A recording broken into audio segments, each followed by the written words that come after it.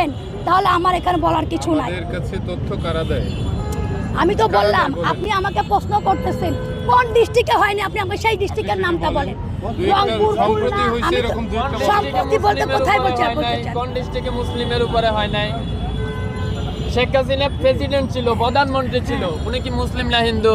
মুসলিম না। উনি অন্যায় করছে, ওনারে বের করে দিলে সমস্যা নাই, কিন্তু একজন হিন্দু অন্যায় করলে ওরা বের করে দিলে সমস্যা।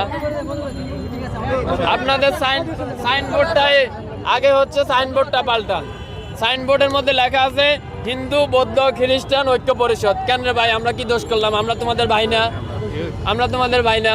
এটা হওয়ার দরকার ছিল হিন্দু বৌদ্ধ খ্রিস্টান মুসলিম ঐক্য পরিষদ, তাইলে হয়তো 18 কোটি ভাই ভাই গলায় মিলাইতাম।